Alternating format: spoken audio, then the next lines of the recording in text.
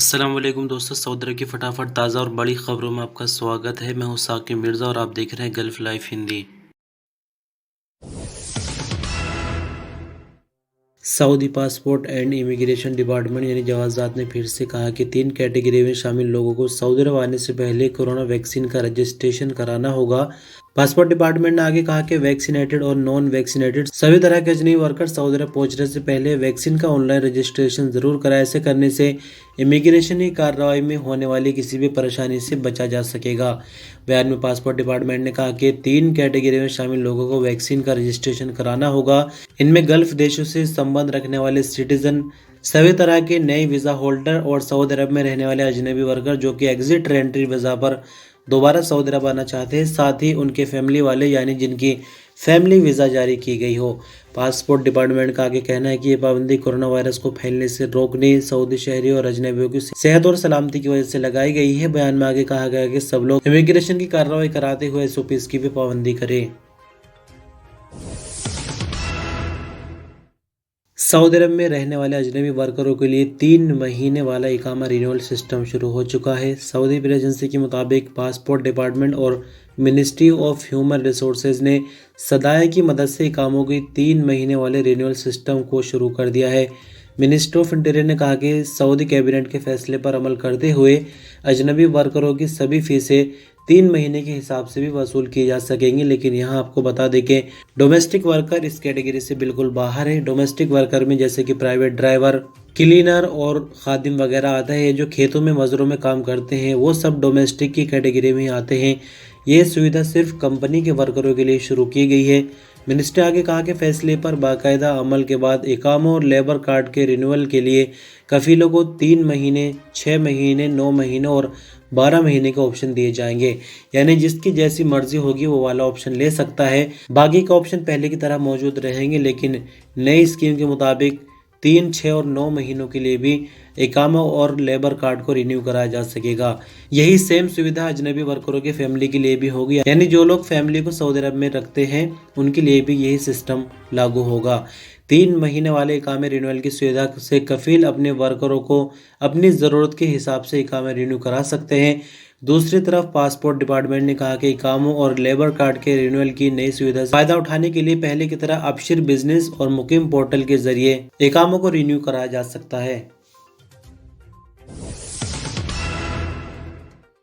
Saudi अरब के passport and immigration department यानी जवाज़ात से एक अजनबी वर्कर के द्वारा सवाल किया गया है कि मेरा इकामा 31 जुलाई को ख़त्म हुआ, उसके बाद 31 अगस्त तक बढ़ गया, लेकिन फ़िलहाल जो 30 नवंबर तक नई स्कीम आई थी उसके तहत इकामा नहीं बढ़ा है, मुझे क्या करना चाहिए। तो देखिए, जवाज़ात का इस पर यह कहना है कि सभी लोगों के इकामा और वीज़ा को बढ़ाया गया है और इस पर कार्रवाई आहिस्ता आहिस्ता की जा रही है। यहाँ खबर के मुताबिक आपको बता दें कि जवाज़ात ने साफ तौर पर मनी नहीं किया कि जिनके इकामे नहीं बढ़े अब उनका कुछ नहीं होगा। लेकिन आप देखिए कि जैसे कि आज 25 नवंबर है और 30 तारीख को टाइम ख़त्म हो जाएगा, तो जिन लोगों के इकामे नहीं बढ़े 5 दिनों में तो कुछ होने वाला है नहीं।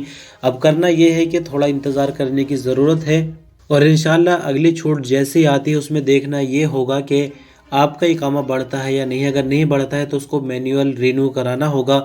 इसके अलावा कोई और रास्ता नहीं बचेगा, क्योंकि जिस तरह से पिछले दिनों न्यूज़ आई है सऊदी अरब में क्वारंटाइन के लिए सेंटर बनाया जा रहा है, उससे उम्मीद ये लग रही है कि दिसंबर के महीने में फिर से छूट निकलेगी। दोबारा सऊदी अरब बंदों को बुलाया जाएगा इकामा और वीज़ा फ्री बढ़ाकर। लेकिन इसी के साथ उम्मीद ये भी है कि ये आखिरी छूट होगी, इसके बाद कोई और मोहलत शायद ना दी जाए। तो इसलिए जो भी बंदे अभी होल्ड पर बैठे हैं, आपको अगली छूट का इंतज़ार करना है और उसके बाद अगर आपका इकामा और वीज़ा रिन्यूअल नहीं होता तो फिर उसको कफील या फिर कंपनी के ज़रिए ही कराना होगा। कोई रास्ता शायद आगे ना बचे। सऊदी अरबियन एयरलाइंस यानी अल सऊदी ने लॉस एंजलिस और मैनचेस्टर के लिए डायरेक्ट फ़्लाइट शुरू कर दी है। कोरोना के कारण फ़्लाइटों पर पाबंदी लगाई गई थी। सऊदी अरब की सरकारी एजेंसी एसपी के मुताबिक अल सऊदिया ने कोरोना एसओपीज़ में नरमी पर दिसंबर 2021 से अमेरिका के लॉस एंजलिस एयरपोर्ट और ब्रिटेन के मैनचेस्टर एयरपोर्ट के लिए रूटीन के मुताबिक फ़्लाइट शुरू करने का फैसला किया है। अल सऊदी ने अपने बयान में कहा कि 11 दिसंबर से जद्दा से लॉस एंजलिस के लिए हफ्ते में 38 फ़्लाइट्स चलाई जाएंगी। जद्दा और मैनचेस्टर के बीच फ़्लाइट्स 15 दिसंबर से शुरू होंगी। हफ्ते में 24 फ़्लाइट्स चलाई जाएंगी। 7,000 से भी ज़्यादा सीटें पैसेंजर्स के लिए उपलब्ध होंगी। सऊदी अरब में बीती रात आई कोविड-19 की रिपोर्ट के मुताबिक नए मामले 34 से रिकॉर्ड पर आए, जबकि नई रिकवरी 30 और एक नई मौत की खबर है। टोटल एक्टिव केसेस में से क्रिटिकल मामले 47 जो कि हालत नाजुक की वजह से ICU में है। वैक्सीन की डोज की बात करें तो इस रिपोर्ट तक 4,71,33,435 कुल वैक्सीन की डोज लगाई जा चुकी है। तो 34 नए केस रिकॉर्ड पर आने के बाद कुल मामले 5,49,590 हो जाते हैं। 30 नई रिकवरी के बाद 5,38,702 कुल रिकवरी, एक नई मौत के बाद 8,828 कुल मरने वालों की तादाद हो जाती है। सऊदी अरब की गोल्ड मार्केटों में सोने का कारोबार अरब दुनिया के कुल कारोबार का 1/4 तक पहुंच गया है। अलवतन अखबार के मुताबिक 2021 के दौरान भी सऊदी अरब दूसरी बार अरब दुनिया में सोने के कारोबार में टॉप पर है। रिपोर्ट में बताया गया है कि 2021 की तीसरी तिमाही के आखिर में सभी अरब देशों में सोने का जितना कारोबार हुआ है उसका चौथाई से ज़्यादा सऊदी अरब में रिकॉर्ड किया गया, यानी सऊदी अरब का हिस्सा 27.7% का है। बीते 90 दिनों के दौरान सऊदी अरब में 11 टन सोने का सौदा हुआ है। सऊदी अरब 2021 की तीसरी तिमाही के दौरान सबसे ज़्यादा सोना खरीदने वाले 10 देशों में 9वें नंबर पर है। सोने के कारोबार में सऊदी अरब, मिस्र और यूनाइटेड अरब इमारात से भी आगे है। कुवैत अरब देशों में सोने के सौदों के हवाले से चौथे नंबर पर रहा। सऊदी अरब में छुट्टियां शुरू होते ही दुबई के होटलों के किराए आसमान से बातें करने लगे हैं। हजारों सऊदी छुट्टियां दुबई में बिताना पसंद करते हैं। वहां होटल के एक कमरे का किराया 6,000 रियाल तक पहुंच गया है। ब्लूमबर्ग न्यूज की रिपोर्ट के मुताबिक यूरोपीय देशों में कोरोना वायरस के केसेस में बढ़ोतरी होने के कारण सऊदी गवर्नमेंट की तरफ से लगाई जाने वाली पाबंदी को देखते हुए ज्यादातर टूरिस्ट दुबई ही जा रहे हैं। सऊदी अरब में सर्दी की छुट्टियां होते ही हजारों की तादाद में लोग छुट्टियां बिताने दुबई जाने लगे हैं, जहां की 90% पॉपुलेशन वैक्सीन की दोनों डोज ले चुकी है। बुकिंग वेबसाइट के मुताबिक सऊदी अरब में सर्दी की छुट्टियां शुरू होते ही दुबई में 5 स्टार होटल के एक कमरे का दैनिक किराया 6,000 रियाल तक पहुंच गया है। कुछ होटलों का किराया इससे भी ज्यादा है। सऊदी अरब के तबूक रीजन में सऊदियों के नाम से अजनबियों के कारोबार को ख़त्म करने के लिए बनाई गई कमेटी ने पब्लिक बाज़ारों, कच्ची बस्तियों और ऐसी ही जगहों पर 450 चेकिंग कार्रवाइयाँ की हैं जहां आमतौर पर सऊदियों के नाम से अजनबी कारोबार कर रहे होते हैं।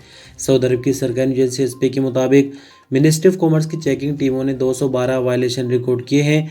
सऊदियों के नाम से अजनबियों के कारोबार पर पाबंदी के 23 वायलेशन रिकॉर्ड पर आए, जबकि 6 दुकानों को सील किया गया। ज्वाइंट टीमों में मिनिस्ट्री ऑफ कॉमर्स, बल्दिया, ministry of human resources, ministry of environment और कस्टम एंड ज़कात अथॉरिटी के अधिकारी शामिल थे। तो दोस्तों, इस तरह से आज की इस न्यूज़ बुलेटिन की आखिरी खबर थी। शुक्रिया वीडियो पर अंत तक बने रहने के लिए। अपना ख्याल रखिएगा। अल्लाह हाफिज़।